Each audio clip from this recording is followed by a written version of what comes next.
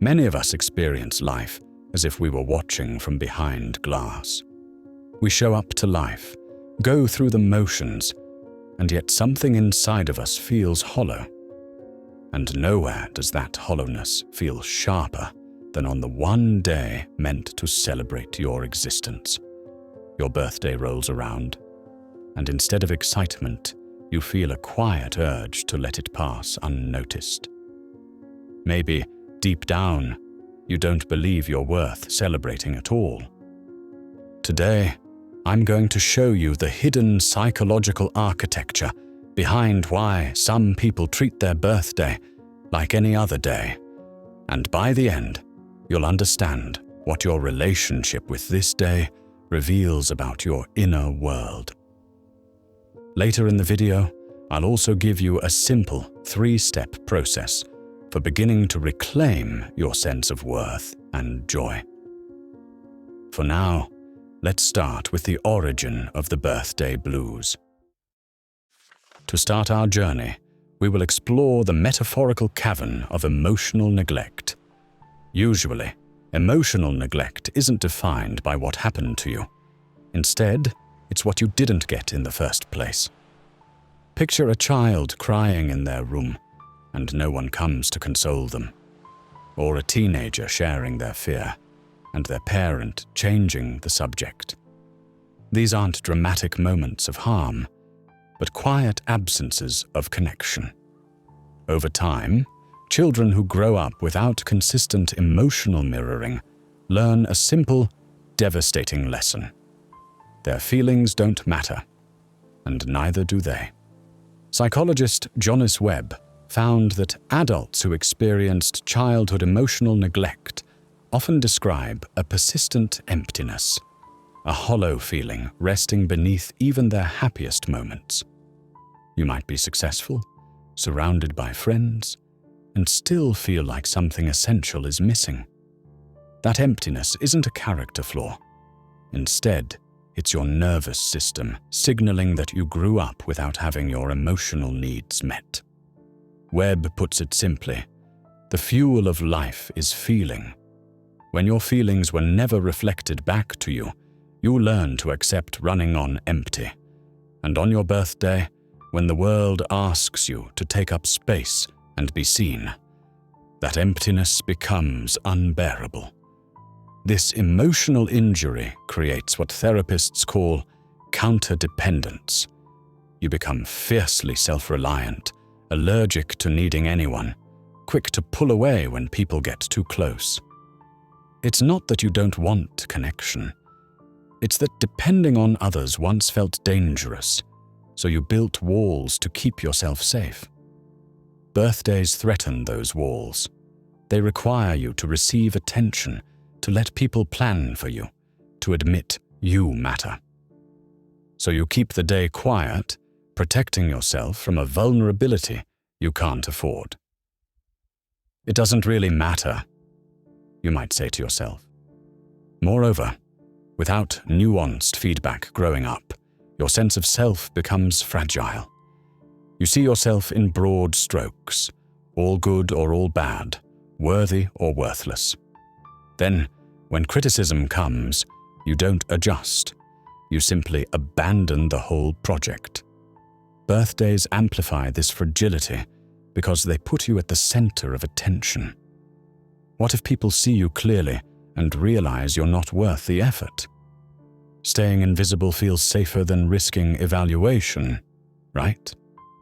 Then, shame grows in the soil of unmet feelings. When your emotions were dismissed or treated as inconvenient, you learned that feeling anything made you bad.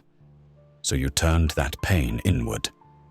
Now, as an adult, you carry what Webb calls the fatal flaw, a belief that if people really knew the real you, they wouldn't like you.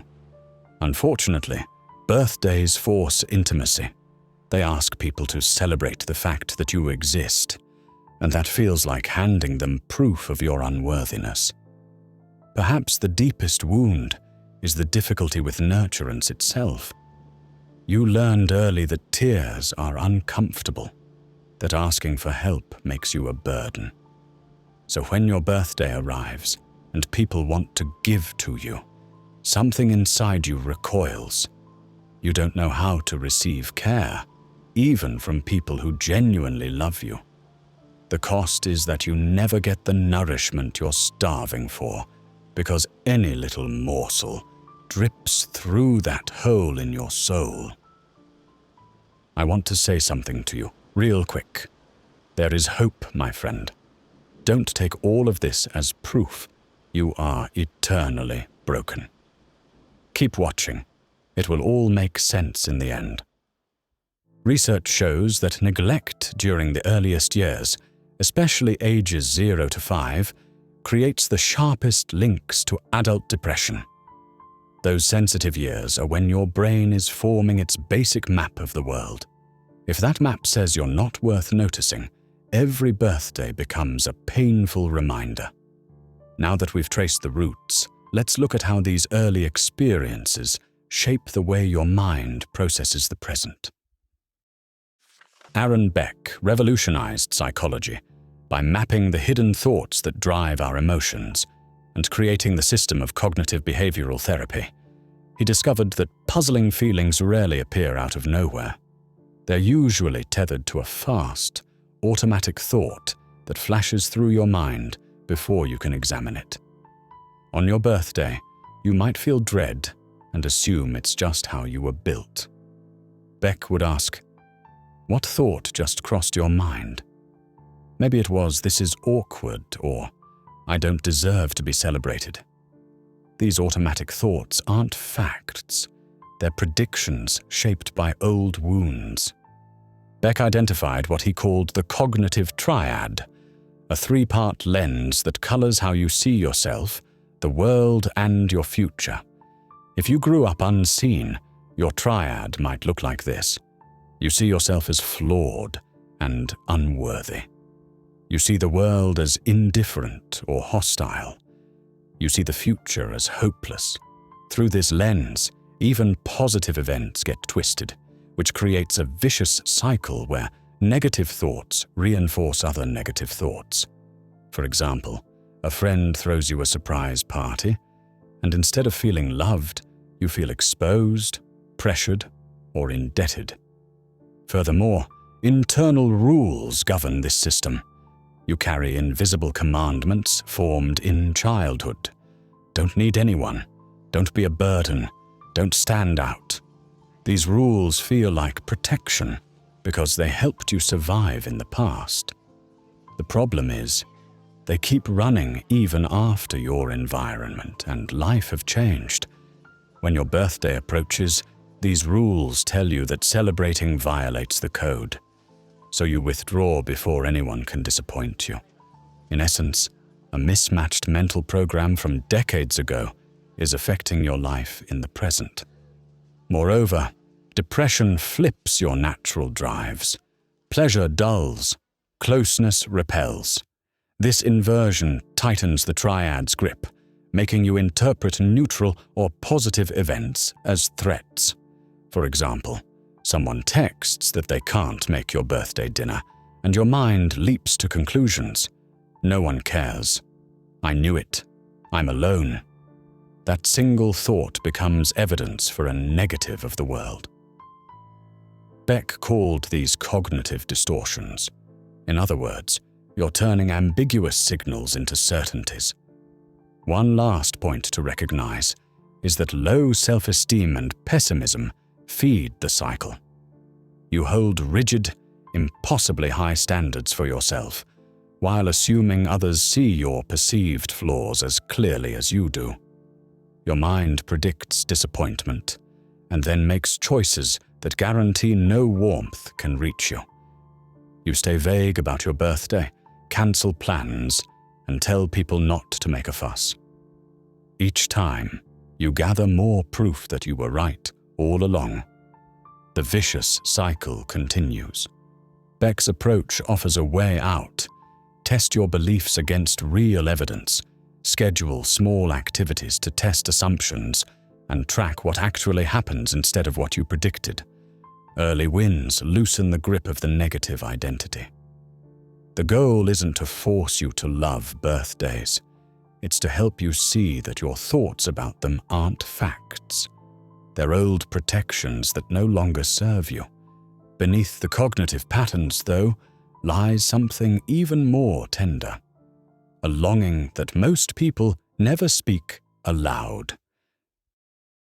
Here's the deeper meaning, which underpins this entire video and what no one tells you. Avoiding your birthday isn't really about hating attention.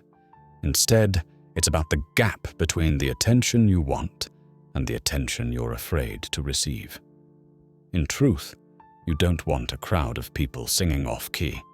You want to be seen and accepted for who you truly are. And that kind of seeing terrifies you because it requires vulnerability you learn to bury. The first thing to understand about this is that your emotions hold the key. Fear protects, anger defends, sadness signals loss, love creates bonds. When you erase feelings to stay in control, you don't just lose the pain, you lose meaning itself. On your birthday, if you feel nothing or only dread, it's often a sign that your inner world has gone unnamed for too long. The day isn't meaningless. You've just lost access to the part of you that could feel its meaning. Learning to notice and name what you feel might sound simple, but for people raised to mute emotions, it seems impossible. Webb suggests a daily practice for noticing your emotions. Pause and ask yourself what you're feeling right now. Name it. Where did it come from? This turns vague and hidden internal signals into information you can work with. When your birthday approaches and dread rises, you can trace it. Maybe it's fear of being seen. Maybe it's grief for all the birthdays your parents never noticed. Naming emotions lets you take the wheel instead of white-knuckling through learned avoidance. Furthermore, Webb offers a 4-step process for processing emotion she calls IAAA. Identify the feeling, accept it without judgment, attribute it to its real cause, and act with intention. Applied to your birthday, for example, IAAA might sound like this. I feel exposed. I accept that this feeling is real. It comes from years of learning that being seen was dangerous. So this year, I'll plan one small, meaningful ritual with someone I trust.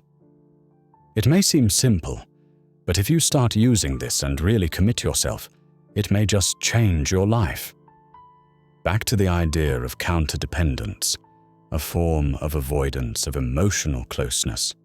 These types of people often carry a deep wound. You desperately wish someone would remember your birthday without you having to mention it. You want to matter enough that people think of you on their own. The longing for genuine connection lives right alongside the terror of it, and that meaning is one your soul hungers for. Lastly, you may believe that sharing feelings burdens others, that vulnerability drives people away. For this, Webb suggests doing the opposite. Make small disclosures and gather your own data. As an example, you could tell one trusted person what would actually feel meaningful to you on your birthday.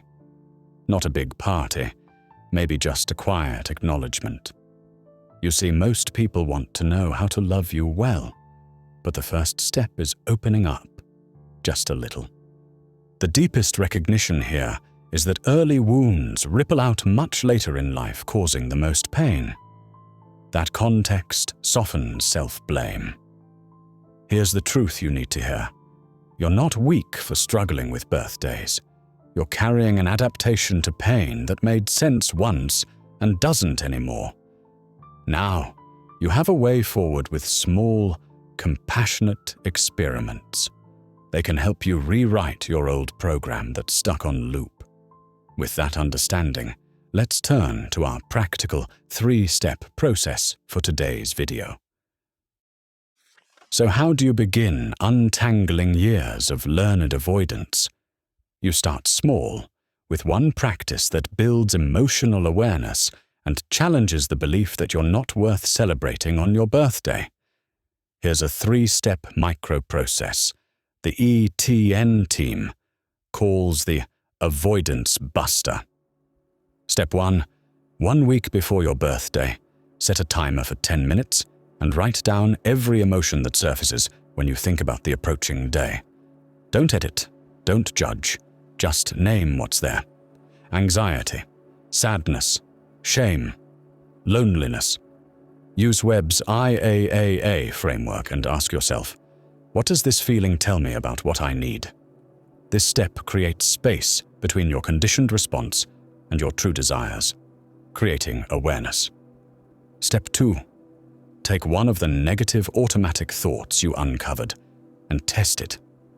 Maybe it's, I don't deserve to be celebrated, or no one actually cares about me. Write it down. Then gather evidence for and against it. List 3 specific times in the past year when someone showed they cared, even in small ways.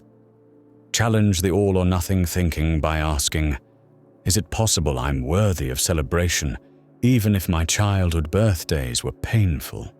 The goal of this is to loosen the grip of deeply ingrained beliefs that were formed when you were too young to question them. Step 3. Choose one small action that honors your existence without needing anyone's validation. Write yourself a letter appreciating what you survived this year. Treat yourself to something you genuinely enjoy. State aloud one thing you're proud of yourself for. This isn't to force happiness. Instead, it's practicing self-nurturing, which directly challenges the counter-dependent pattern of refusing to give yourself what you need. By taking these actions, you're creating new neural pathways, new habits. You're teaching your nervous system that your birthday doesn't have to equal neglect, that you deserve to be loved, seen, and celebrated for who you are. I've given you the tools. What you do next is up to you. You didn't choose the wounds you carry, but you can choose what you do with them now. Your birthday avoidance isn't a personality flaw. It's a protection you built when you needed it. The question is whether you still need it or whether it's time to try something different. You might never love birthdays the way some people do, and that's okay.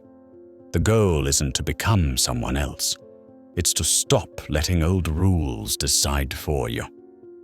Wherever that takes you, I wish you the best on your journey, my friend. Thank you for joining me on this exploration into the psychology of birthday avoidance.